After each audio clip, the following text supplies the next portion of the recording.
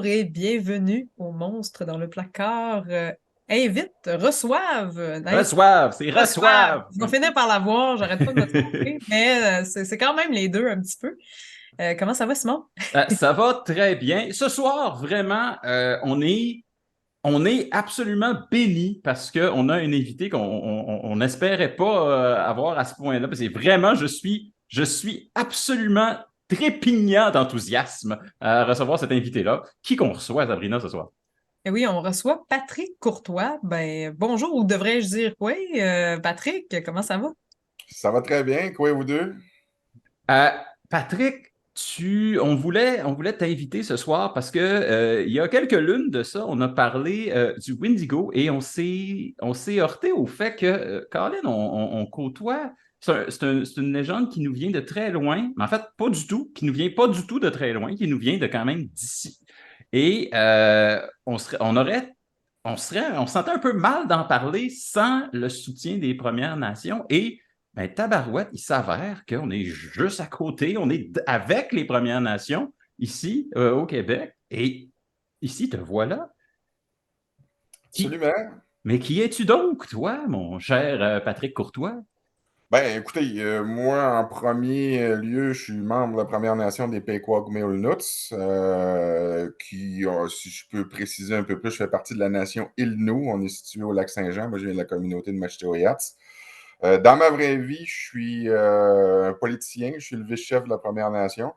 Oh, Euh, oh, oh, oh. Un gros titre. Mais pas pour longtemps. Nous autres, c'est une rotation au niveau des vice-chefs. Donc, je suis encore pour quelques mois. Après ça, je retombe conseiller. Là. J'ai bien hâte parce que mon agenda va devenir un petit peu moins Ah plein. ouais, t'es dans le jus, là. Ah ouais, pas mal. Sinon, dans une vie parallèle, je suis compteur. J'ai roulé ma bosse dans le milieu du compte depuis facilement une douzaine d'années. J'ai été chanceux. J'ai croisé du bon monde dans le milieu qui m'ont vraiment booké un peu partout.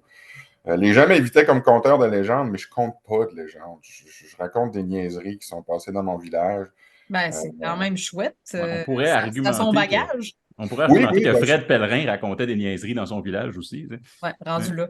ouais. ouais, on a tout un peu eu la piqûre quand on l'a entendu la première fois.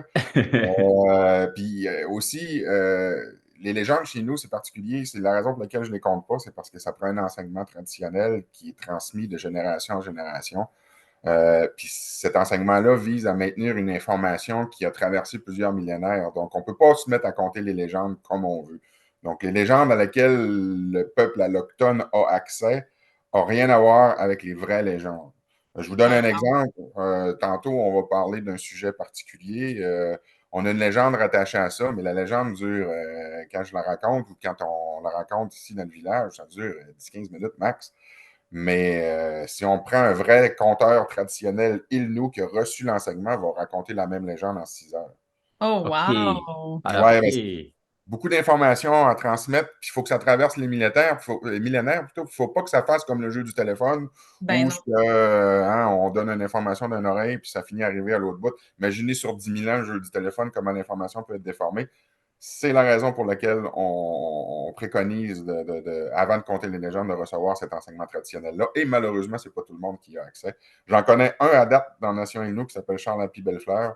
Et je l'ai entendu compter les légendes en 6 heures. Puis effectivement, il y a beaucoup d'informations à transmettre à travers ces récits. Wow! Ben, Ah, c'est c'est incroyable. incroyable. Ben, oui, vas-y, vas-y. Et je dois dire, là, suite à ce que tu viens de nous annoncer, là, on s'en va retourner plus près des sources des légendes des Premières Nations. Mais là, ce que tu nous dis, c'est qu'on ne peut pas directement arriver à la source. La source est beaucoup plus précise, beaucoup plus longue à raconter.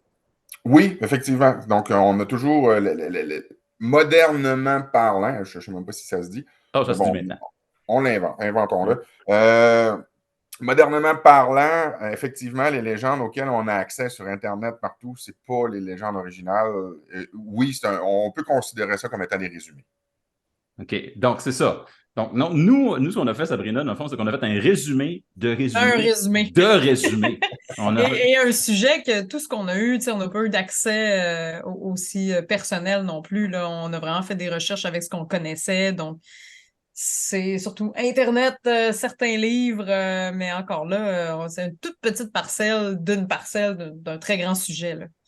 Effectivement, puis c'est un sujet qui touche beaucoup de Premières Nations, donc il peut y avoir des variantes quand on passe d'une nation à l'autre, là. Absolument. Ah ben Ben, c'est super. Mais merci de prendre le temps de nous partager ton résumé ton résumé, en fait. Nous, on a fait le résumé de ce que tu vas faire. En tout cas, hein? un peu moins de résumé, un peu plus la source. Merci de C'est super. nous plugger plus directement sur la source, spécialement avec ton agenda chargé de politicien. Écoute, Ah ça, c'est ben, quelque chose qu'on vient d'apprendre en live là, parce que je savais que tu étais conteur, mais c'était à peu près ça. Et pour le vrai, merci d'avoir accepté l'invitation. C'est super, super Mais ben, précis. je vous relance les remerciements pour l'invitation. Yeah! Patrick, tu dis que tu fais pas de compte, tu racontes des niaiseries qui se sont passées dans ton village, mais ça ressemble à quoi les niaiseries qui se passent dans ton village? Ben, le domaine dans lequel je me suis le plus démarqué dans le milieu du conte à date, c'est la menterie. J'ai pratiquement gagné tous les concours de menterie où j'ai été Hein? invité. Wow! Les places où j'ai pas gagné, c'est les places où j'ai pas été invité. Donc, est-ce que je vous dis la vérité ce soir? On Ah! verra. Mystère. Là, j'espère, parce qu'on va être perdu sans ça. Mais OK, alors, mais par contre, on t'a invité, on t'a vraiment invité dans un but précis parce qu'on voulait éclaircir le sujet du Windigo. Je pense que c'est de toutes les légendes des Premières Nations, du moins en Amérique du Nord, c'est à peu près celle-là qui est la plus connue. En tout cas, c'est celle-là qui a eu le plus Ah, de produits dérivés. la plus connue des Moldus aussi, ceux qui Ouais. connaissent quand même beaucoup moins la culture des Premières Nations, puisqu'ils entourent les Premières Nations, connaissent quand même le Wendigo de près ou de loin, là. Alors, oui. Ben, ça a un aspect bien mythique, hein, fait que c'est sûr que ça a un petit côté attractif à cause de la notion de l'esprit vengeur, l'esprit cannibale, et ainsi de suite. Ça attire bien la curiosité, puis ça ne me surprend pas que tout le monde connaisse le sujet en partie. Mais pour toi, et pour toi qui arrives des cultures Premières Nations, est-ce que c'est quelque chose est-ce que c'est une légende, est-ce que c'est un conte que tu as côtoyé? Ben, moi, j'ai pas côtoyé ce conte-là. La façon que ça m'a été présenté les premières fois, moi, c'est sûr que quand j'étais tout petit, j'ai eu accès à la légende. On me l'a raconté. Tu sais, je vous fais un résumé là, vite, vite. Là, c'est en fond, la légende raconte l'histoire d'un gars qui s'appelle Memeo et de sa femme qui sont dans un clan. Ce clan-là a de la difficulté à trouver la nourriture, du gibier. On se rappelle qu'à l'époque, avant l'arrivée des Européens, ben, notre population, nous autres, notre Première Nation était nomade, entièrement nomade. On n'était pas une Première Nation. Ben, pour chez nous, en tout cas, à Machtéoyat, sur le lac Saint-Jean, on n'était pas associé nécessairement à des troupeaux migrateurs parce que le mode de vie chez Première Nation va différer selon l'endroit où tu te trouves. Et en fait, si on regarde, on prend les deux Amériques, on part de l'Amérique du Sud, puis on monte vers le nord tranquillement jusqu'en Amérique du Nord. En partant du Sud, on a affaire à des nations, à l'arrivée des Européens, on a affaire à des Premières Nations qui sont très civilisées. Et Mhm. plus on monte vers le nord, plus la civilisation commence à s'amoindrir jusqu'à temps qu'on arrive aux nations nomades qui sont les nôtres. Et c'est dans ces nations-là qu'on retrouve notamment la présence, culturellement parlant, si on veut, du Wait-Toku. On dit Wait-Toku dans notre langue. Wendigo est un mot occidental.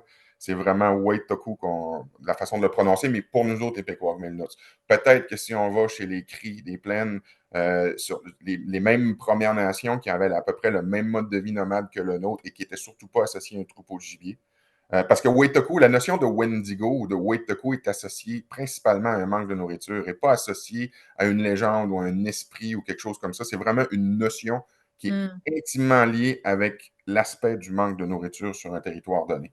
Puis on retrouve cette possibilité-là uniquement du côté des Premières Nations qui étaient entièrement nomades et qui n'étaient surtout pas associées à un troupeau. On parle des Premières Nations, c'est un mythe ou une notion qui est vraiment associée aux Premières Nations algonquiennes et non pas aux Premières Nations iroquoiennes. OK. C'est bien important de faire la distinction.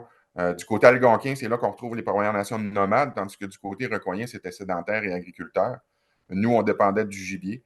En même temps, du côté des nomades, ben, il y avait deux styles de nomadisme. Il y a un nomadisme qui était associé avec la migration des troupeaux, qui rend la présence de troupeaux pouvait rendre la mode de vie beaucoup plus facile, tandis qu'une Première Nation qui était nomade, mais qui n'était pas associée à une présence de troupeaux, la vivait pas mal plus dure durant les périodes hivernales.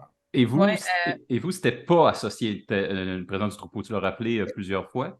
Exactement, c'est ça. Chez nous, ben, en fait, si on part, on prend les îles Naux qui se trouvent sur le long de la côte nord, sur la rive nord du Saint-Laurent. Plus on monte vers la côte nord, plus on va avoir des îles Naux qui vont être associés au troupeau de caribou. Mais nous, on se trouve au Oh. lac Saint-Jean, un endroit où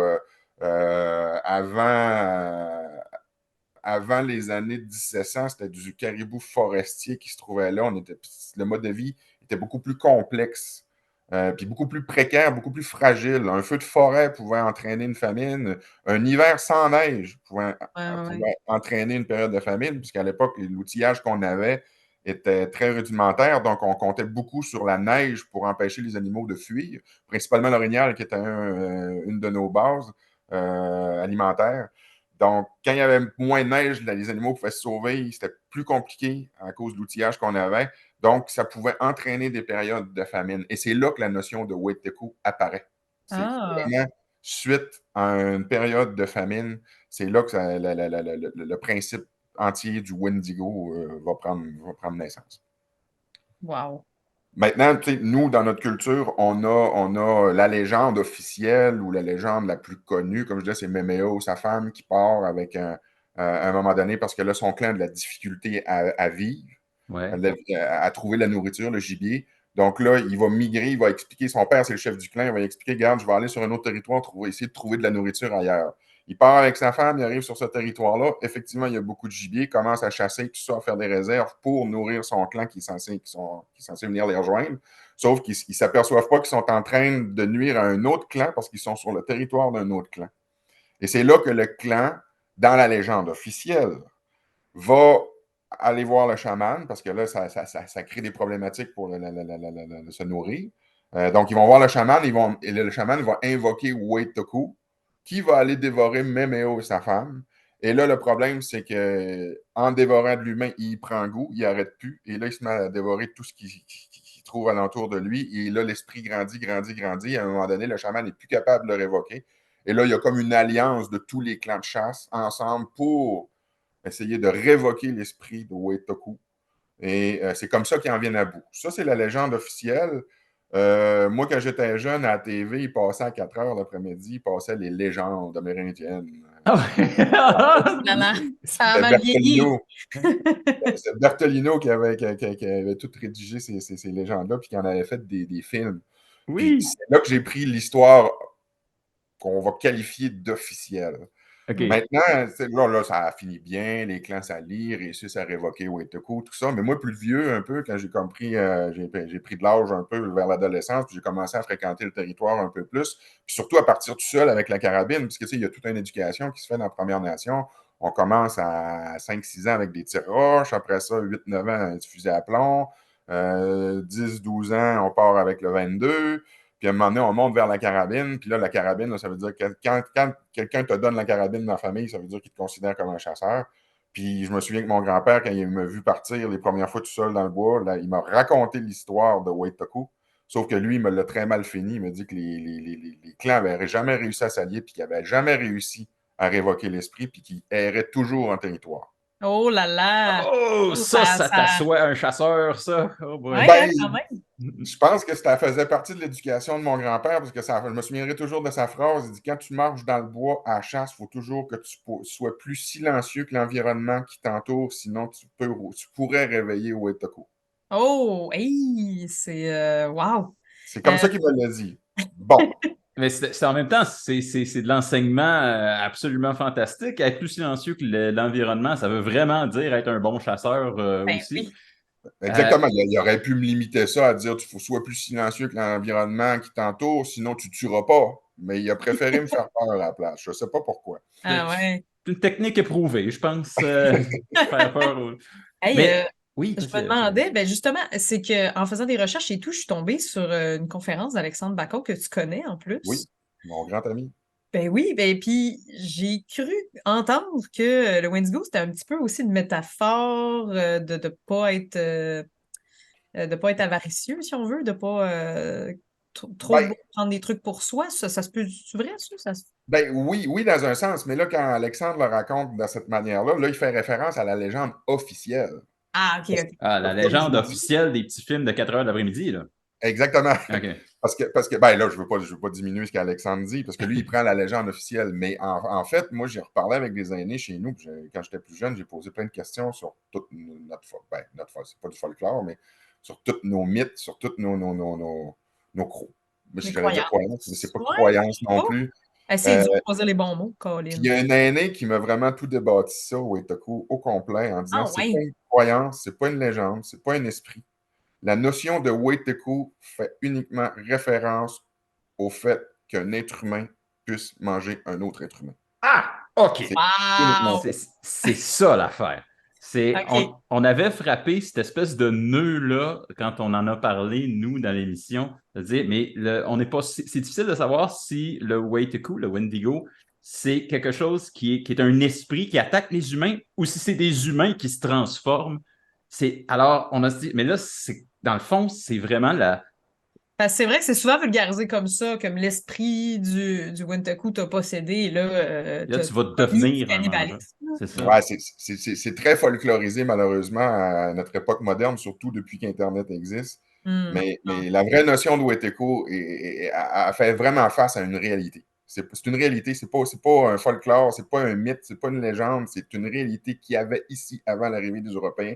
Puis comme je vous dis, c'est principalement, on retrouvait ça principalement du côté des Premières Nations qui étaient nomades et qui ne dépendaient, qui n'étaient pas associés à un troupeau. Donc, il était vraiment vulnérable à la famine. Exactement, c'est la précarité qui pouvait entraîner Wow. l'apparition de Wetoko.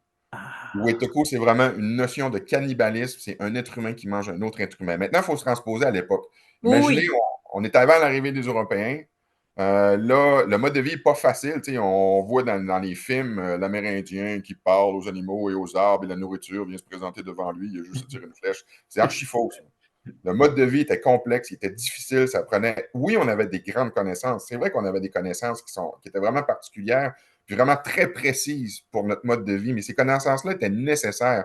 Puis malgré ces connaissances-là, il pouvait arriver des périodes où là, il n'y avait plus de gibier, où un feu de forêt pouvait entraîner une période de famine, comme j'expliquais tantôt, une absence de neige pouvait entraîner une période de famine. Une modification de la température va entraîner une modification du comportement des animaux qui nous nourrissent. Donc, ça peut entraîner des famines. Et dans ces périodes de famine-là, c'est là que Wetoko apparaissait. On se met à l'époque, on n'a pas trouvé de gibier. Ça devient très tentant de manger son voisin. Mhm. Quand on a faim, à un moment donné, on perd l'esprit. On l'a vu, il y a des gens qui ont Ah, des puis réseaux mères oui, pendant des les mois. crashs d'avion, ce que ça a fini de même aussi, là, ça, c'est Ben, juste humain aussi, là.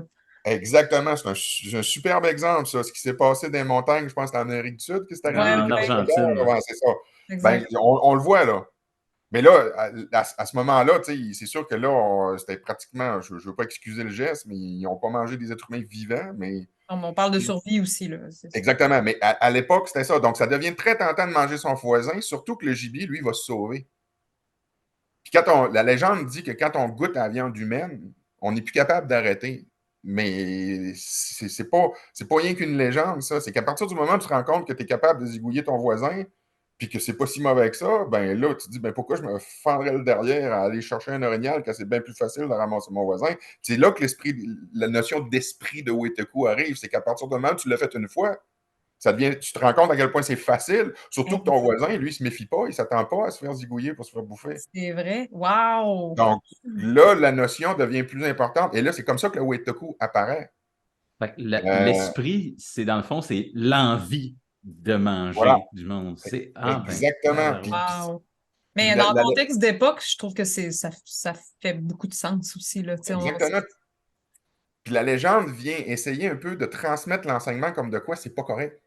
C'est à ça qu'ils servent, les légendes. Il y a un enseignement là-dedans. Puis ben la oui. raison pour laquelle la légende existe, c'est pour dire au monde, faites pas ça. Parce que si vous le faites, vous ne serez plus capable d'arrêter. On le voit aussi dans une autre légende, dans Tsegapèche, entre autres. Tsegapèche, c'est un de nos mythes fondateurs. Ça, c'est une des légendes les plus importantes pour la nation Inuit. Puis, elle ne fait pas référence à Weteko, mais elle fait référence dans un des volets, puisque je pense qu'il y a 6 volets dans cette légende-là. Puis, dans un des volets, il y a Tsegapèche qui rencontre une jeune femme qui va devenir sa femme plus tard. Et il tombe amoureux d'elle, et là, elle l'invite à son campement parce qu'elle, elle habite avec sa mère. Sauf que la femme, elle aussi, elle a le kick sur Tigabèche. Et là, elle va lui dire, elle va lui chuchoter dans l'oreille, ma mère va t'offrir de la viande, mais mange-en pas, parce que c'est de la viande humaine. Puis ça finit que Tigabèche, il va carrément zigouiller la bonne femme parce qu'elle mange de la viande humaine. Mais ça, c'est une autre réalité. C'est que Ouais, ouais. dans le temps, à l'époque, quand un Wetoku apparaissait sur un territoire donné, il se faisait zigouiller automatiquement par les autres. C'était impossible de laisser quelqu'un manger un humain sans l'arrêter. On Mhm. ne pouvait pas le pardonner et dire, ah, ben, gars, on recommence plus, c'est correct, on donne une petite tape sur une main. Là. Non, non, on le sait qu'il va recommencer. Donc, automatiquement, quelqu'un qui se mettait à manger de la viande humaine devait se sauver. Il ne pouvait pas rester sur le territoire où il était. Tout le monde le connaissait. Tout le monde le savait. Donc Wow. là, il ne pouvait pas rester là. Donc, il fallait qu'il s'entraînait une migration. Puis quand on regarde dans le folklore moderne, on regarde l'image qui est donnée à Weteko, c'est un être qui est assez maigre, rachitique, avec les cheveux tout croches, des branches dans les cheveux, puis tout. Mais ça correspond en réalité. Parce que le gars ne pouvait pas rester là. À partir du moment où on découvrait des cadavres humains et qu'on s'apercevait qu'il avait été dévoré par un autre, on cherchait cette personne-là pour l'empêcher de continuer. Parce que c'était une menace pour les autres clans, c'était une menace. Puis nous autres, on veut pas, on a de la famille dans chaque clan de chasse. Tu sais, on Ben se oui. réunissait à l'été au lac Saint-Jean, on était peut-être 400, 500 Peguagmiolno. À l'hiver, on se divise en clans, on est peut-être entre 10, 15, 20, 30 maximum. Et là, on se sépare en clans. Mais quand ça se réunissait au printemps, puis qu'il y en a un qui était viré Wetoko, la nouvelle, ça passait. Fait que lui, il savait qu'elle allait se faire zigouiller. Il ne pouvait pas rester là. Mhm. Fait que Donc ça, là, ça entraînait une migration. Puis parce qu'on se connaît toutes dans un territoire donné, il ne pouvait pas non plus, il ne pouvait même pas rester sur le. Admettons que quelqu'un virait Wetoko au lac Saint-Jean, mais il ne pouvait pas rester au lac Saint-Jean. Il fallait qu'il déménage sur le territoire d'une autre nation, puis il ne pouvait même pas aller dans les nations voisines. les Parce que les nations nations voisines allaient en voisines, entendre parler. exactement, on se fréquentait, nous autres, l'été.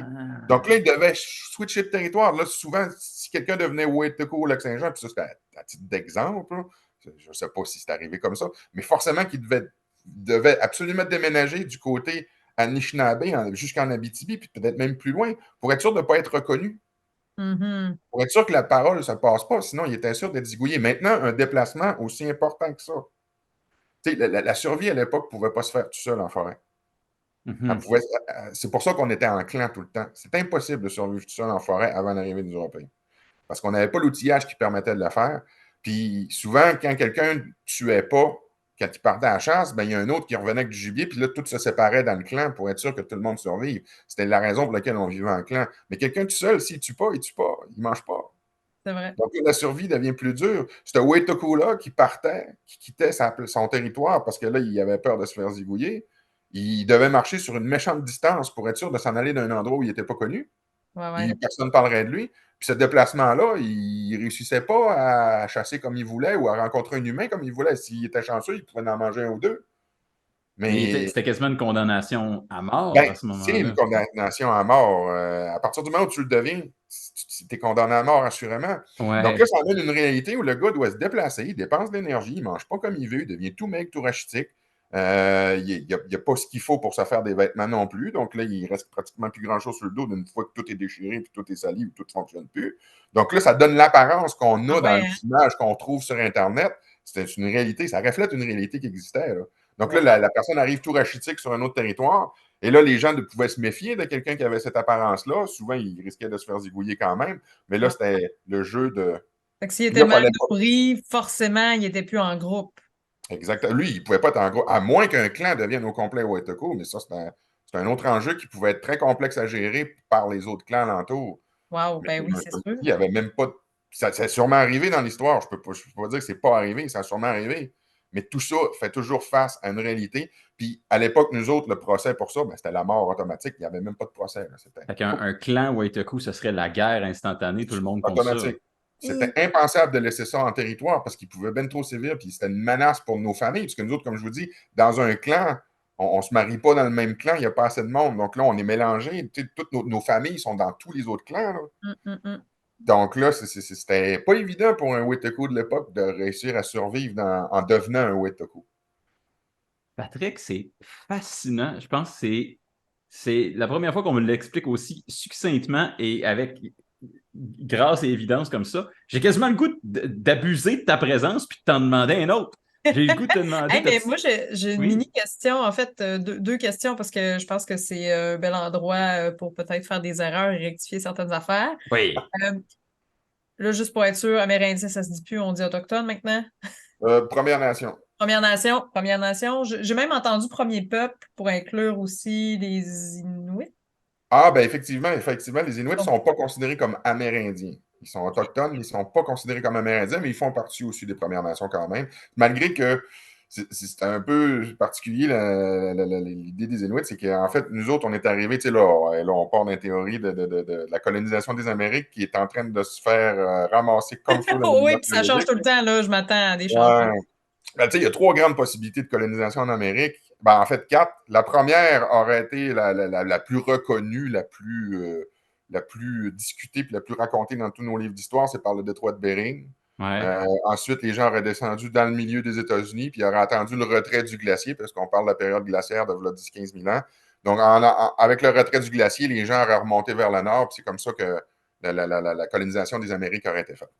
Il y a une autre théorie qui est beaucoup plus moderne, qui est très particulière, qui est la colonisation par le nord de l'Atlantique. Donc, il aurait profité de la période glaciaire pour traverser sur la banquise dans le nord de l'Atlantique, et là, il serait arrivé par l'est. Ça est moins accepté, puis c'est une théorie qui vient de l'Europe, parce que les Européens, on sait qu'ils aimeraient bien ça être des Avoir ancêtres. colonisé plusieurs fois. Oui, ça, mais surtout qu'ils sont bien forts, ces Amérindiens, puis ils voudraient bien se trouver une origine quelque part. Mais il y a une autre théorie, puis celle-là, je vous en fais part. Il y a une autre théorie qui fonctionne, qui est la moins populaire, mais à mon avis, qui est la plus plausible. Ah, Oui. intéressant. Puis là, je vais ramener, je vais refaire référence à nos mythes, puis j'ai trouvé ça absolument par accident. En fait, la troisième théorie qui a été admise par certains archéologues, certains historiens, ça serait une colonisation par le Pacifique en Amérique du Sud. Donc, les gens auraient quitté l'île de Pâques, les gens de la Nouvelle-Zélande, tout ça, c'était quand même des très bons navigateurs. Ils auraient traversé le Pacifique pour arriver en Amérique du Sud. Puis ça expliquerait en même temps, cette théorie-là, pourquoi c'était plus civilisé en Amérique du Sud, puis plus on monte, moins c'est civilisé. C'est que la première colonisation, ça serait vraiment faite en Amérique du Sud, selon cette théorie-là. Wow. Wow! Maintenant, Oui. j'ai une petite fille de 3 ans, OK? Puis, l'année passée, son dessin animé préféré, c'était Moana. Ah ben là. Tout le monde Ça connaît a mis la Moana. Nouvelle-Zélande sur la map quand même, on va se le dire.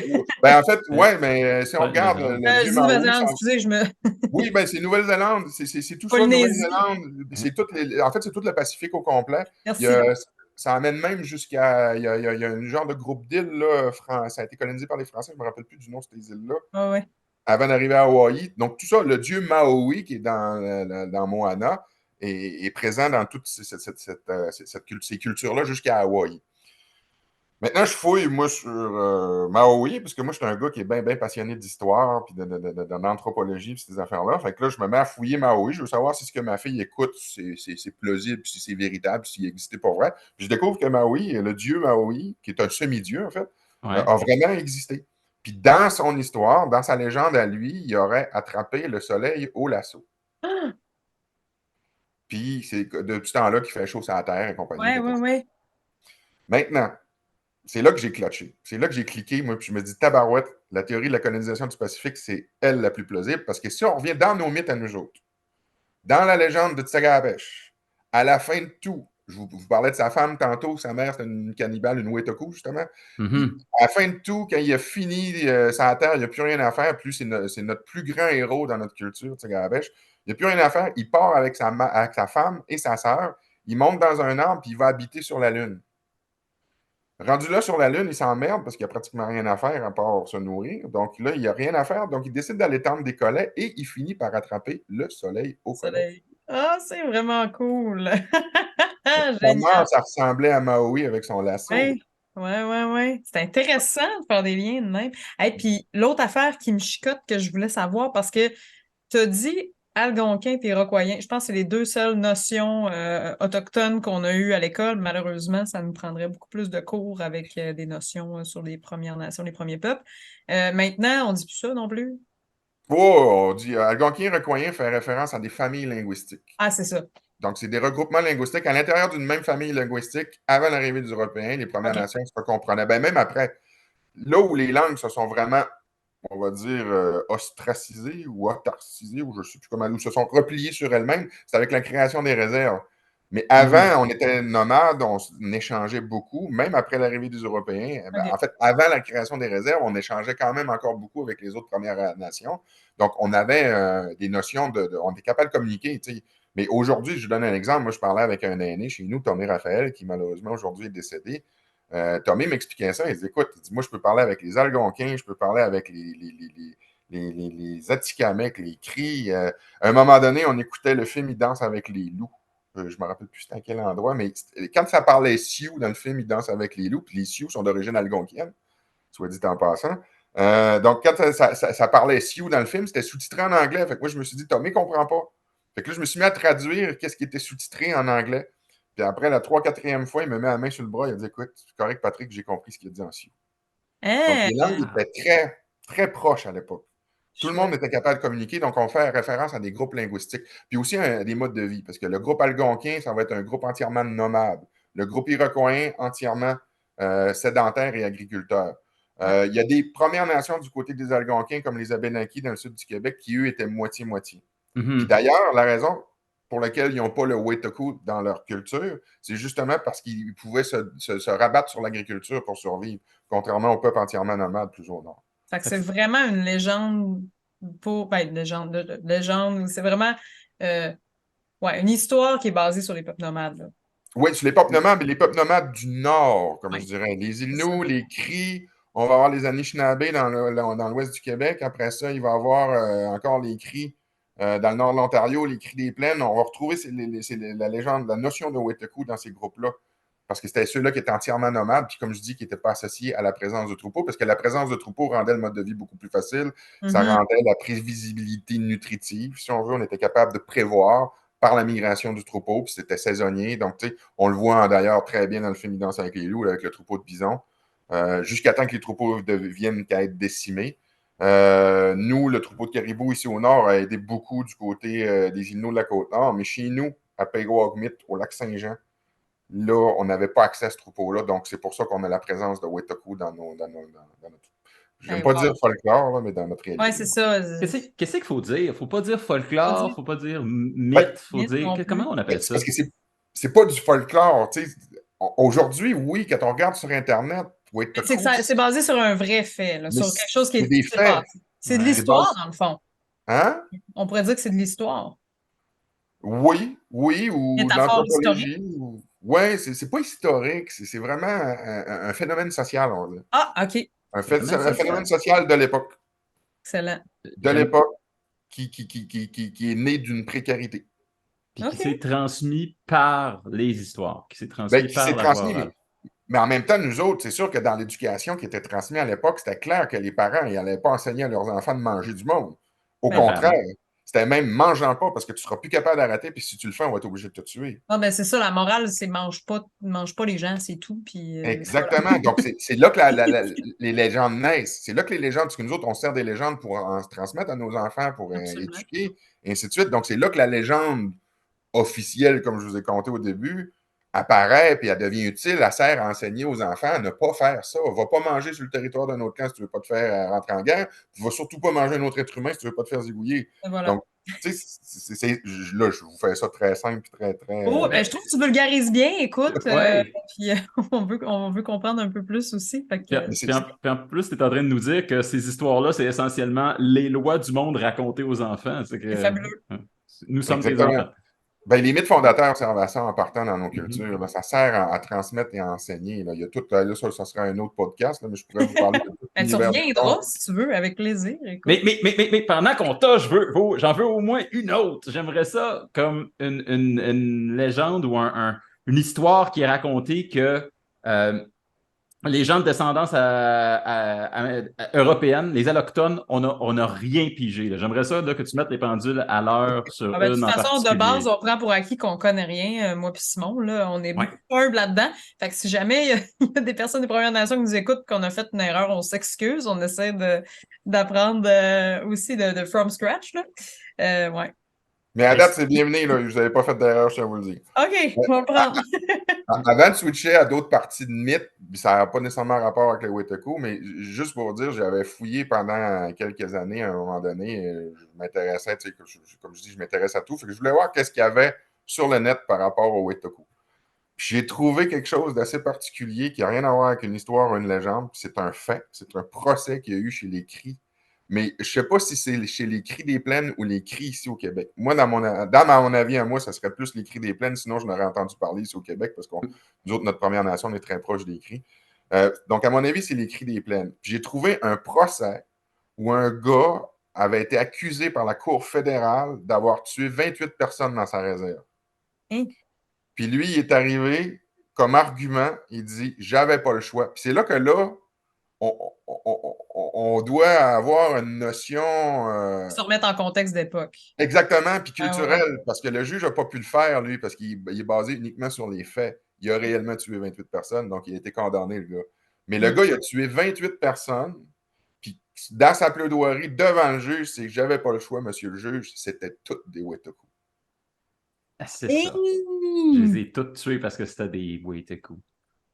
Maintenant, est-ce que c'est vrai? Est-ce que le The gars... Wetaku Slayer. Ouais. Mais peut-être. Ouais, Mais ça sonne comme quelque chose qu'un Wetaku dirait, par exemple. Ah ben, là, aussi, on s'en on le sort sait pas. pas. On le sait pas, puis moi, je me mets juste dans le pot du juge. Il ne pouvait pas se servir des référents culturels pour juger de la cause. Donc, lui, c'est Ouais, basé sur les faits. Il a tué 28 personnes, bang, pendaison. c'est une impasse, ben oui. Mais en bout de ligne, dans notre société à nous, avant l'arrivée des Européens, peut-être que le gars aurait été acquitté.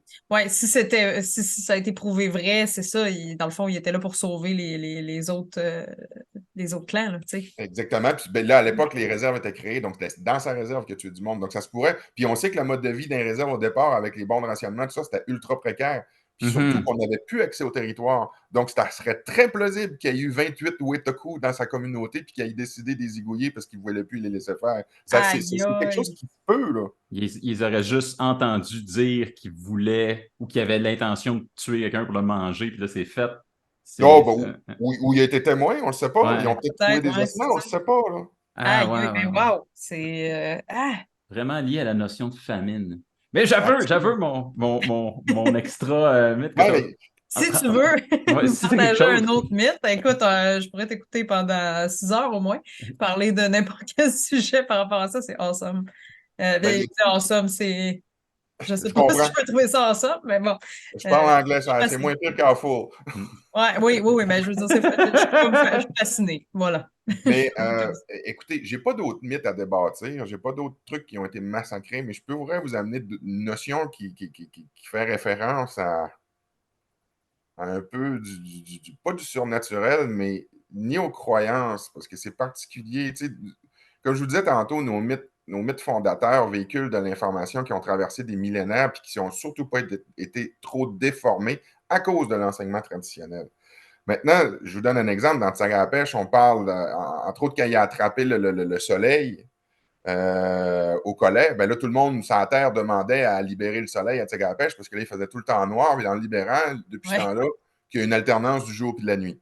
Dans un autre mythe qui est Nepenpleshish, les oiseaux d'été, là, on vit d'un endroit où c'est tout le temps l'hiver. Ben, en fait, notre territoire ici, c'était tout le temps l'hiver.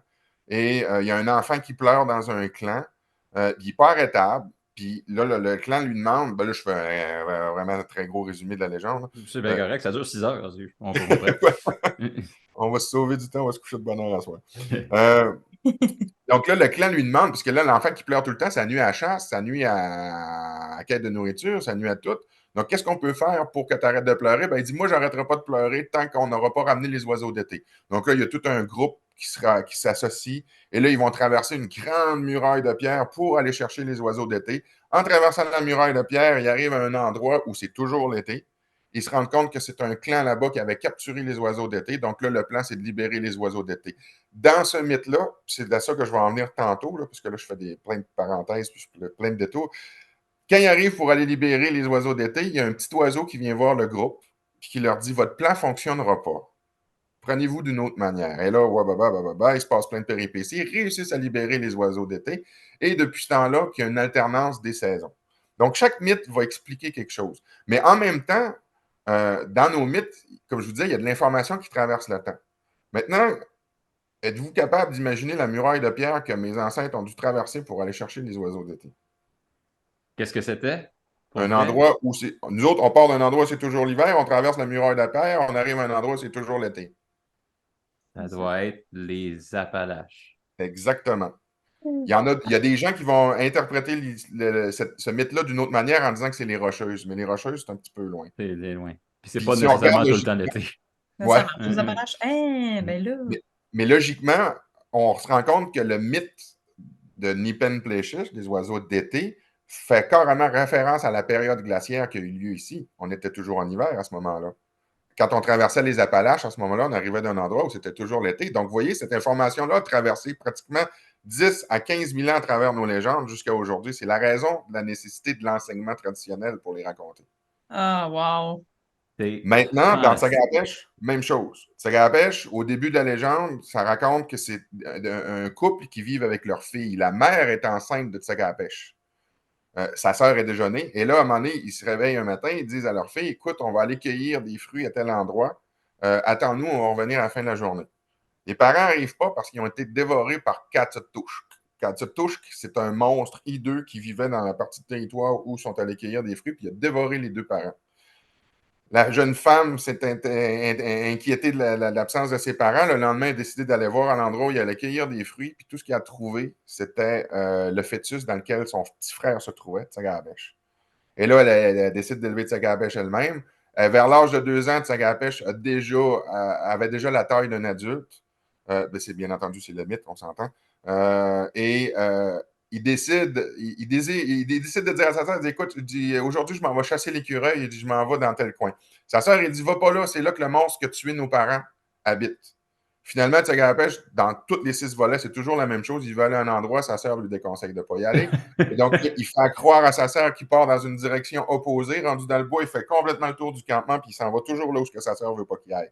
Donc là, quand il a appris que c'était le monstre qui avait tué ses parents qui se trouvait à cet endroit-là, il est parti direct là, il a terrassé le monstre, il l'a trouvé et l'a tué pour venger ses parents. Il a ouvert le monstre, puis tout ce qu'il a trouvé, c'est les cheveux de ses parents. Il les a pris, il a lancé ça dans les arbres, puis depuis ce temps-là, que la mousse verte qui ressemble à des cheveux dans les épinettes, on dit que c'est les cheveux des parents de Sagapèche. Ah, mais là, wow. Maintenant, à la fin de tout, il va couper les oreilles du monstre parce que les oreilles sont énormes, sont poilues. Ah, j'ai oublié de vous le décrire, le monstre. Il est Ouais. poilu. Il a un gros nez, bien gros puis bien long, avec des grosses oreilles. Il est tout poilu à grandeur. Puis Tsagapèche, il coupe les oreilles pour s'en faire des couvertures. Une pour lui, une pour sa sœur, vu que le monstre a 2 oreilles. En vous le décrivant, ça vous donne peut-être une référence à un certain animal qui a déjà été présent ici en Amérique du Nord. Un mammouth. Et voilà. Ah, ben oui. C'est un. Le mammouth, Tabarouette. le mammouth a disparu de nos territoires du continent nord-américain depuis à peu près 11 500 ans. Et là, cette notion-là a traversé quand même à travers nos mythes. Quand les premiers Européens sont arrivés, ça, je vous invite à écouter le film, voyons, comment ça s'appelle ça, qui a été fait au Québec, Robe Noire. Puis juste pour la petite bout qui m'a vraiment fait triper, là, c'est qu'au départ, on voit toutes c'est des Anishinabés, les gars, qui sont assis devant l'horloge puis qui attendent de partir avec. En fait, ils sont en territoire, dans la ville où Champlain avait installé son premier campement. Et là, Champlain leur demande aux Anishinabés, il demande, pouvez-vous accompagner le curé là jusqu'en Huronie, en territoire huron? Et il dit en échange, en tout cas, ils profitent à l'échange. Mais au début, ils sont tous assis en avant de l'horloge, puis ils attendent que le dieu du temps se prononce pour pouvoir se lever et sortir de la pièce. Quand ils sortent de là, le chef algonquin se fait parler par Champlain. Et là, il va voir ses guerriers, puis il dit écoute, on n'a pas le choix, il faut accompagner ce curé-là en Huronie, tatati. Puis là, l'autre, il dit ouais, mais là, il dit sont-ils intelligents au moins Le film commence, puis ils sont à genoux en avant d'un horloge, tu sais, en disant que c'est le dieu du temps qui parle. Donc, là, ça ramène à la notion d'intelligence. C'était quoi l'intelligence pour les gens à l'époque? Pour les Européens, il fallait savoir lire, il fallait savoir écrire, il fallait, tu sais. Tandis que pour nous autres, la lecture, puis là, on le voit en plus, ils comparent dans le film Homme Noir, ils vont comparer l'écriture aux dieux du temps, et ainsi de suite. Donc là, la question du chasseur, lui, c'est simple. C'est est-ce qu'ils savent vivre en territoire? Est-ce que ça va être un poids qu'on va être obligé de traîner ou puis de nourrir ou il va être capable de se débrouiller avec nous autres? C'est ça la notion d'intelligence. Donc là, on revient dans ce que je vous disais tantôt. Tsagapèche, le mammouth, ça qui a disparu depuis 11 500 ans, ça a traversé les millénaires jusqu'à aujourd'hui. Puis la première question à l'arrivée des Européens, c'est quand on se rencontre, on veut tester l'intelligence des Européens. Fait que là, l'Européen, lui, il veut être de notre bord, il veut voir nos connaissances en même temps. Donc, les premières connaissances, nous autres, qu'on essaye d'échanger, c'est es-tu capable de te nourrir? Es-tu capable de chasser? Ben oui, c'est la Oui. maudite base. Hein? Si on retombe tous dans le bois demain matin, on ferait dur, là, nous autres. Oui, puis non, je suis certain Ben, qu'il n'y a mettons, pas d'armement. pas de cours de survie dans le milieu du bois, je ferais pas long feu, là. Mais sincèrement, 6 millions dans le bois chasser l'orignal, on ne survivrait pas longtemps. C'est sûr, c'est un Il y point aurait des là-dessus. Wataku qui On, ressortiraient. on était 400 à l'époque, c'était difficile. Ouais. Là, il y a du monde Non. chez nous qui préconiserait qu'on retourne tous vivre dans le bois. On est rendu 10 000, puis les autres sont convaincus qu'on Ah réussirait à ouais, 10 vu de 000. Mais même, moi, hein, tu vois à quel point je connais rien. je peux vous assurer qu'à 10 000, on ne réussira pas à survivre en chassant. Oh non! Ah Non. non. Mais là, je nous ramène dans la discussion avec les premiers Européens. Donc, on en échange sur les connaissances qu'il y en a. Là, nous autres, on démontre qu'on est des excellents chasseurs puis qu'on connaît le territoire parfaitement. Donc, là, l'Européen va sortir un genre de bestiaire pour nous montrer qu'est-ce que lui, il va chasser dans son coin. Il finit par nous dire que la Terre est très grande. Nous autres, on ne réalise pas que la Terre va au-delà de l'Amérique, dans le fond. Et là, il nous explique qu'il y a d'autres continents, l'Afrique, tout ça. Puis là, on parle du bestiaire de chaque place. Et à un moment donné, il va sortir le bestiaire des chasseurs d'Afrique. Il va montrer l'éléphant. Et nous autres, le premier mot qu'on dit, ah, c'est Quetzalcoatl. On a reconnu l'éléphant. D'ailleurs, aujourd'hui, dans notre langue, le mot qu'on donne à éléphant, c'est Quetzalcoatl, le nom du monstre qui a tué ses parents. Ah! C'est directement connecté, c'est directement lié, C'est directement vraiment identifié. cool. C'est Donc, incroyable, c'est vraiment, vraiment cool, ce que tu nous Ah, dis. donc ces C'est notions-là, comme je dis, c'est pour ça que l'enseignement est important du côté des mythes ben oui. fondateurs, parce qu'on veut que l'information traverse le temps. Puis là, on se rend compte dans nos mythes qu'il y a beaucoup d'informations qui ont traversé les milliers puis les milliers d'années sans trop être déformées. Mm. Donc, c'est la raison de l'importance. Maintenant, dans ces croyances-là, ben, pas dans ces croyances-là, mais moi, depuis que je suis tout petit, que je me fais bombarder avec ces légendes-là, par mes grands-parents, par l'école, le musée, tout ça, on se la fait télé à bombarder. 4 heures de l'après-midi. Et à la télé, non seulement le lavait à l'école le jour, mais on se le retapait encore un Belle observation. Donc, tu sais, pour moi, puis moi, j'ai un esprit bien rationnel. Hein, j'ai un esprit bien square, bien carré, tu sais, moi, le domaine de la foi, c'est pas trop mon style. Donc, pour moi, les légendes qui m'ont été racontées, c'était des mythes. Jusqu'à un certain événement, puis c'est avec ça que Hein? répondre à ta question, Simon. Pour moi, c'était des mythes. C'est du folklore. Puis, comme je vous dis, c'est mon point de vue rationnel. En 99, j'avais été engagé par le conseil de bande ici. Je dis conseil de bande, c'est l'ancien mot, là, maintenant. On parlait plus d'un conseil de la Première Nation. J'avais été engagé, nous autres, il y avait un projet touristique qui voulait décoller qui s'appelait dans notre langue Achouap-Mouchouane Niousi. Ça pourrait se traduire par le pays de l'Achouap-Mouchouane. Et notre job à nous autres, c'était de. Moi, j'avais été engagé comme canotteur cartographe à l'époque. Donc, notre job, c'était de descendre tout ce qu'il y avait de rivières sur notre territoire, d'essayer de repérer les vieilles plaques, les vieux plaquages sur les arbres pour trouver les vieux portages. C'est facile parce qu'à partir du moment où tu vois un rapide, tu dis qu'il y a un portage quelque part. Donc, il fallait trouver le portage, il fallait les déblayer, les cartographier au GPS, tout ça. Il fallait aussi cartographier les rapides pour être sûr, parce qu'on voulait établir des circuits touristiques sur nos rivières. Le projet n'a jamais levé. Mais moi, ma job, c'était super trippant parce que j'ai été guide en canot de rivière pendant facilement une dizaine d'années. Puis à ce moment-là, je commençais, puis je ne pouvais pas apprécier autant qu'après, mais on descendait entre nous autres. On n'avait pas de clients. On était payé pour descendre entre nous autres. Écoutez, à Oh, l'époque, ça me wow. donnait 500$ par semaine, pas de clients, on était morts de rire. J'arrivais le vendredi. 500$ pour du fun. Ben oui, j'arrivais vendredi. Ben, j'aurais fait ça gratis. Là. Moi, j'en mange du canot. Fait que j'aurais fait ça gratis. Le vendredi soir, je m'en souviens de cet été-là. Ben, en fait, ça a duré 3 étés. À chaque vendredi, j'arrivais, puis je me morfondais chez nous toute la fin de semaine. J'avais attendu qu'un lundi pour partir travailler. J'ai jamais eu un autre job qui me donnait autant envie de travailler que ça. Nice. Toujours est-il que dans ces descentes-là, la plupart du temps, on va essayer de s'adjoindre un aîné qui connaît bien le territoire ou de la rivière où on descend. Puis cette fois-là, cet après-midi-là, c'est en 99, c'était vers la fin de l'été, on descendait la rivière Nesto-Gano. La rivière Nesto-Gano, là, je ne sais pas si vous connaissez le territoire du Lac-Saint-Jean, mais c'est une rivière qui va se jeter dans la rivière du Chef, et la rivière du Chef, elle vient se jeter dans la rivière Achouamouchouane, et la Achouamouchouane vient se jeter dans le Lac-Saint-Jean. Donc, pour vous dire, on était quand même très haut en territoire. Ah ouais.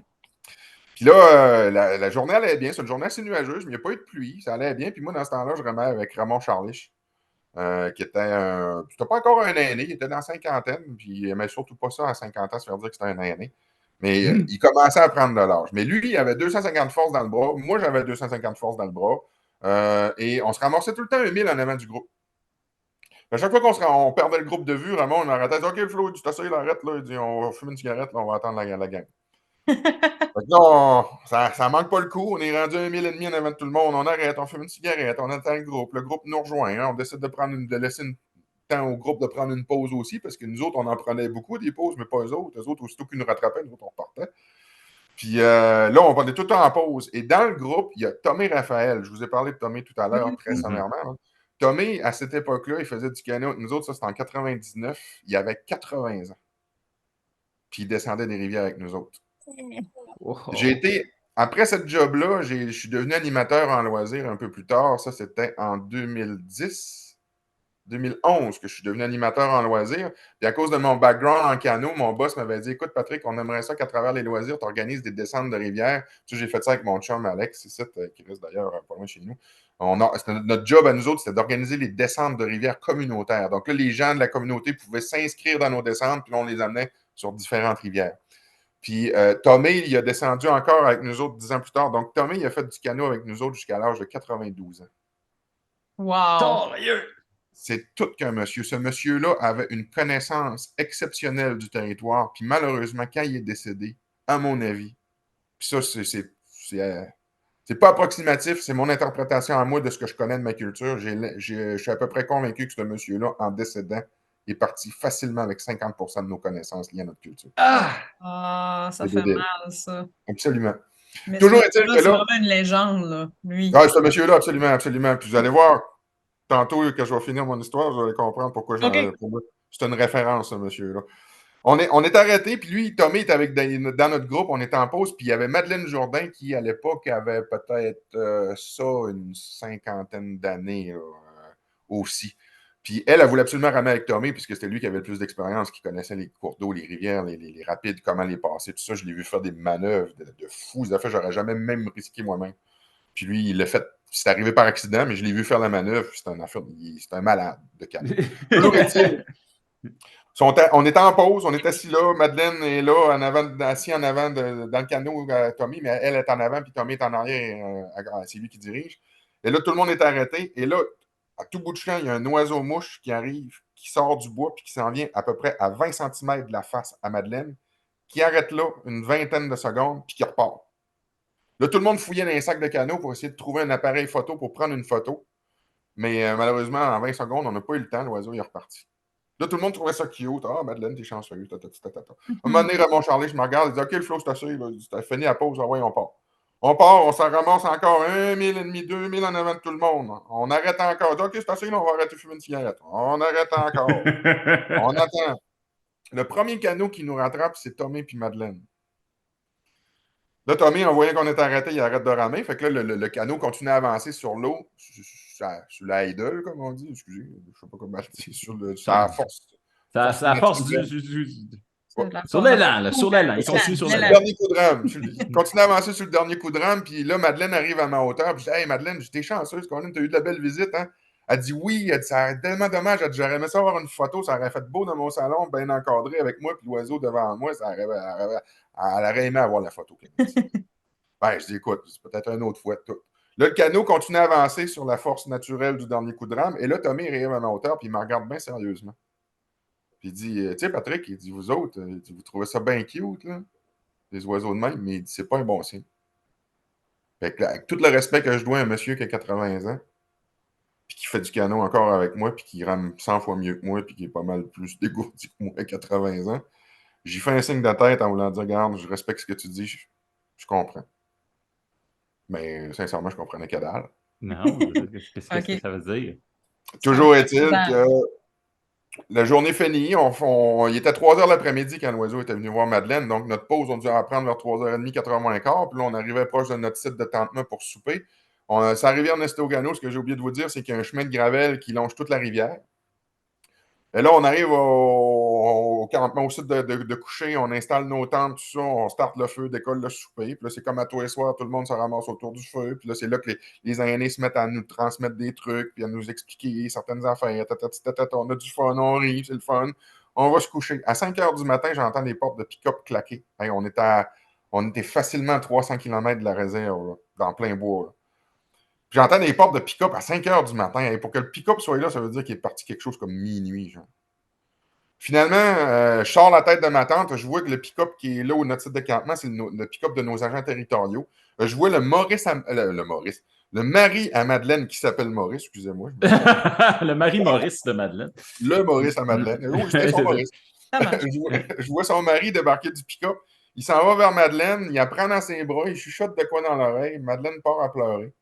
Oh non. Là, les agents rentrent dans la tente à Madeleine, ramassent les bagages à Madeleine, mettent ça dans le pick-up, partent avec Madeleine, on retourne vers le village. Là, notre chef d'équipe, Stéphane, puis j'avais Tommy Raphaël juste à côté de moi. Il se met à nous expliquer, il dit, écoutez, il y a eu un décès dans la famille à Madeleine cette nuit. C'était le filleul à Madeleine. Donc là, il dit, les agents sont venus avec son mari, ils sont venus chercher Madeleine pour la ramener, pour qu'elle passe le dernier moment en famille, tout ça, puis que, pas le dernier moment, mais le moment en famille, puis qu'il prépare les obsèques, tout ça. Fait que là, il dit, il nous regarde, il dit, Tommy, il dit, Madeleine ramait avec toi, il dit, regarde, il dit, il y a un tel, tu vas ramer avec Tommy. Puis il dit, moi, le chef d'équipe, il dit, moi, je vais ramer tout ça. Il arrête là-dessus.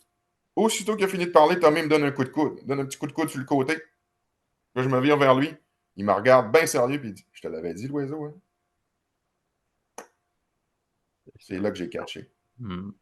Puis là, Tommy m'a dit, écoute, il dit, quand tu étais jeune, si tu avais écouté toutes les légendes comme il faut, si tu aurais compris que chacun des détails qui sont racontés dans ces histoires-là, c'est pas du folklore, c'est vrai. Wow. Il dit, c'est pour ça qu'il faut que tu les écoutes, les légendes. Puis là, il dit, toi, tu te les as fait raconter plein de fois, puis tu l'as même pas retenu, l'oiseau. Il dit, là, je te le dis. Il dit, tout ce qu'il racontait là, il dit, c'est pas des niaiseries, il dit, c'est vrai, c'est pas du folklore. Pour ça, tantôt que j'avais la misère à chercher le bon mot, c'est pas du folklore pour nous autres. Pas du folklore. On l'avait dit, l'oiseau. Puis là, après ça, quand je suis revenu, après cette saison-là, moi, j'étais allé au musée, j'ai ramassé tout le centre d'archives au complet, j'ai refait le tour de toutes nos légendes, j'ai essayé de retenir tous les détails. Puis effectivement, c'est là que j'ai trouvé dans Nipen Pléchiche l'oiseau qui venait annoncer la mauvaise nouvelle au groupe qui allait chercher les oiseaux d'été. C'était à ça que Tommy faisait référence dans les légendes. Fait que l'oiseau est porteur de mauvaises nouvelles, puis je l'ai appris d'une drôle de manière. Spécifiquement l'oiseau-mouche? Non, c'est un oiseau. C'est un oiseau, puis c'est pas. Là, il ne faut pas capoter. Là, on voit ça aujourd'hui. Non, mon Dieu, un oiseau, c'est. Ouais, c'est ça. Les goélands, tu as un frite dans les mains, tu as un goéland de lumière. La misère sur ma tête. Je peux vous rassurer, s'il y a des mouettes qui viennent vous voir avec un frite dans les mains, il n'y a pas personne qui va mourir dans votre famille. Peut-être moi si je continue. Mais non, mais qu'est-ce que tu allais dire? Dans le fond, c'est l'oiseau qui viendrait proche de toi? Quand l'oiseau vient te voir toi, puis tu as vraiment l'impression qu'il vient te voir, comme je dis, il ne faut pas capoter. Il y a plein d'oiseaux qui viennent se fracasser à la bête dans les fenêtres de maison à cause des reflets, tout ça, qui sont sûrs que c'est une continuité du paysage. Il faut prendre ça à la légère, pas parce qu'on voit une corneille dans le ciel qu'il va se passer de quoi. Là. Ah non, les oiseaux ils existent aussi. Là. Ben, c'est ça. Mais cette fois-là, c'était vraiment spécial. Il est vraiment venu voir d'en face à Madeleine. Il est resté là 20 secondes, puis il est reparti. Là. Ça, c'était un présage. Là, ben, pour Tommy, c'était assez suffisant. Là. Ça, c'est le genre d'affaire que Tommy, lui, il a vécu toute sa vie dans le bois. Il est né dans le bois. Donc, lui, c'est sûr qu'il maîtrise ça de A à Z. Là. Aïe, wow. C'est des connaissances. Puis, comme je dis, c'est des connaissances avec lesquelles il est parti. Là. Pour avoir ramé avec en masse dans les rivières, là, écoute, à un moment donné, on est sur la rivière Misticini, puis là, il me regarde, puis il dit, hey Patrick, il dit, t'as what on a été picheté. Ça veut dire, tu vois-tu là-bas la mousse blanche sur la rivière, puis on n'était pas d'un rapide de rien, c'était en eau calme. Puis là, c'était nuageux en plus la journée. Il dit ça, quand tu vois ça sur une rivière, ça veut dire qu'il va faire beau, ça. Puis ça n'a pas manqué le coup. Une demi-heure, 3/4 d'heure après, les nuages ont passé, le soleil est sorti. C'est le genre de connaissances que ces messieurs ont là qui est impossible à répertorier, puis que je regrette. On aurait dû enregistrer ce monsieur-là 1000 fois. On aurait dû tout consigner ce qu'il savait, mais en vivant entre nous autres, on prend les choses pour acquis. C'est quand ces gens-là partent qu'on s'aperçoit que crif, il y a des astis de gros morceaux. Hey, j'ai sacré dans le. Ah, c'est pas grave. Écoute, c'est correct, c'est québécois. YouTube ne le sait pas encore. YouTube, quand même que YouTube le saurait, je pense que ça fait partie de notre. J'ai un langage très, très familier. Il n'y a aucun problème. Écoute, on a reçu bien d'autres invités qui ont sacré aussi, c'est pas correct. Mais c'est quand il est parti, c'est là qu'on s'est aperçu que crime, c'était un méchant gros morceau de notre culture, un méchant gros morceau de notre communauté qui est parti avec toute sa connaissance. Là. Un autre exemple, je vais peut-être terminer là-dessus, je ne vais peut-être pas trop prendre de votre temps. Un autre exemple que je peux vous donner, que c'est encore avec Tommy. Là, cette fois-là, on est 12 ans plus tard que l'histoire de la rivière Nestogano. On est dans le descente de la rivière des Loisirs. Ouais. On descend la rivière Misticini, on est sur une belle plage de sable, sur une île. Il n'y a pas de gibier là, il n'y a pas d'ours qui peut venir nous voir, il n'y a pas de loup, il n'y a rien. On est sur une île. Puis là, moi, je connais la température quand même assez bien. J'avais tout à regarder comment il allait faire dans la semaine. Puis je savais que cette fin de semaine-là, il allait faire beau, mur à mur, du matin, toute la nuit. Il n'allait pas avoir de pluie de la fin de semaine. Puis on était direct dans le mois d'août, direct dans la période des Perséides. Fait que là, au soir, on fait le feu, tout ça, on soupe, on fait le feu, on a du fun encore autour du feu. Tommy nous raconte plein d'histoires, on se met à raconter des jokes, tout le monde rit, on a du fun. Puis là, je me lève, je m'en vais installer mon lit à la plage. Parce que mon but, c'est de regarder les étoiles. Puis finalement, Tommy, il n'aime pas ça. Les aînés, ils n'aiment pas ça, nous voir dormir en belle étoile de même dans le bois. Il dit non, Patrick. Il dit reste pas là, là. Il dit viens dans ma tente, j'ai de la place. Je dis non, Tommy. J'ai dit là, je dors sur la plage à soir. Il dit non, Patrick, on dort pas comme ça à belle étoile, on fait pas ça. Puis là, j'ai plus d'arguments. Fait qu'à un moment donné, je me lève vers le ciel. Puis là, je dis Tommy, j'ai dit t'aimes pas le plafond de ma chambre. Puis là, il regarde il dit tu vas regarder les étoiles. Il dit OK. Il dit c'est beau d'abord. Fait que là, j'installe mon lit. Je regarde les étoiles toute la soirée. Ben, il était rendu 11h quand je me suis couché. À 11h à minuit, j'ai regardé les étoiles. Puis tout, je tripais bien raide. Il y en avait une méchante trollée dans le ciel. À 4h du matin, j'entends brasser dans le feu. C'était Tommy, il était debout. Il est en train de préparer le thé. On boit tout le temps du thé dans le bois. Donc là, moi, pour pas le laisser là tout seul au feu, je suis réveillé. Je me lève, je m'en vais m'asseoir avec. Première question qu'il me dit, puis Patrick, les étoiles hier. Ah, je dis, il y en avait beaucoup. Il dit, écoute, il dit, ça va pas tout le temps dans la même direction, mais il dit principalement, il dit, dans quelle direction les étoiles allaient? Ben, j'ai dit, de ce que j'ai remarqué hier, en tout cas, ça allait tout dans le sens de la rivière. Ah, il dit, on va avoir le vent en face toute la journée. Oh non! Il dit ça de non. même. Mais là, ils ne vendent pas pantoute quand il dit ça. Casual de même, là. Ouais, casual, carrément. Et là, le monde se lève. Moi, j'en fais pas un cas. Le monde se lève, on déjeune. On a fini de déjeuner, on met tout dans les barils puis dans les sacs de canot. On pack tout, met ça dans les canots.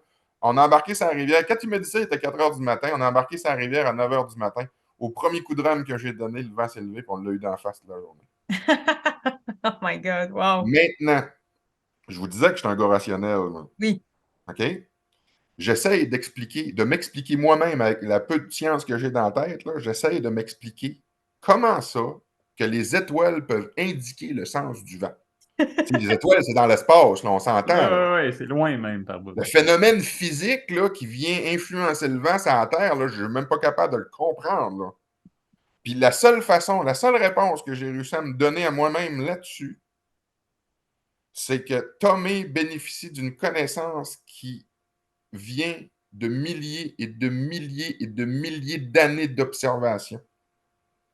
Donc, mes ancêtres ont observé le territoire, ont observé les étoiles pendant des milliers d'années, puis à un moment donné, après un couple de milliers d'années, ils en sont venus à se dire que c'est une moyenne. Quand ça va dans ce sens-là. Quand ça va dans le sens demain, ça veut dire que le vent va arriver demain.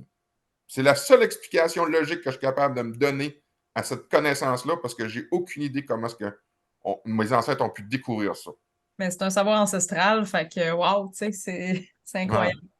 Ouais. C'est de ça que Tommy avait comme connaissance. Puis ça, j'ai eu la chance, moi, de le côtoyer en territoire quelques années. Mais j'aurais donc voulu profiter d'une trentaine d'années avec lui pour avoir le maximum d'informations, le maximum de connaissances qu'il aurait pu me transmettre. Mais malheureusement, Tommy, je voulais dire qu'il est parti vite, mais il est quand même parti à 92 ans. Il a pris son temps. Il a pris son temps quand même, mais je comprends qu'on aurait voulu le garder plus longtemps. Ben oui, pris son temps puis profiter de chacune des années. Il y a encore un canot à 92 ans. Hey, pour vrai, je pense que j'ai dit wow, puis je pense que j'ai juste fait des onomatopées et des wow sur ce podcast-là, c'est incroyable. Patrick, ce que tu viens de nous donner là, je pense c'est une des raisons pourquoi on a parti ce podcast-là. C'est il y a une dans les histoires, puis je veux même plus utiliser le mot légende ou folklore, mais dans toutes les histoires, il y a toujours un fond de vérité. Ça part toujours d'une connaissance ou quelque chose à enseigner. Puis, ouais. Et cette connaissance-là ne sont pas moins magiques, ils sont pas plus ternes que l'histoire elle-même, puis je la trouve. Sérieux, on a repris pendant 6 heures. Merci beaucoup. Merci de nous partager ça. Merci à toi. C'est tellement précieux. Puis moi, je souhaite que les générations à venir aient plus de connaissances des Premières Nations dans les écoles, dans les enseignements qui sont faits à l'école. Ça ne change pas le monde, mais que le système d'éducation s'en rende compte peut-être plus parce que c'est tellement quelque chose qui fait partie de notre culture et qu'on devrait connaître parce qu'on est chez vous. Là, Mm-hmm. Mais je suis un gars fondamentalement positif. Je compare la période actuelle dans nos relations autochtones-allochtones par rapport à quand j'étais petit, puis que j'allais à l'école à l'extérieur de la communauté. On a une méchante belle évolution, là. Moi, je le vois positif, là. Ah, Regarde, c'est pas. Tu sais, il y a encore du chemin à faire dans certains cas. Tu sais, il y a encore certaines ouvertures à créer pour vraiment avoir des ponts solides, mais sincèrement, j'ai vraiment vu une grande amélioration depuis que je suis tout petit, donc ça va bien dans nos relations. Puis je suis pas inquiète pour les générations qui s'en viennent, là. Ben, génial. pour conclure vraiment l'émission, on finit tout le temps par la même question. Et j'aimerais ça que tu saches qu'il y a du monde qui nous écoute au Québec, mais il y a du monde qui nous écoute aussi outre-mer. Oh. J'aimerais ça, si tu pouvais prendre ces enseignements-là. Au début, on parlait du Wendigo, mais on est rendu bien plus large que ça.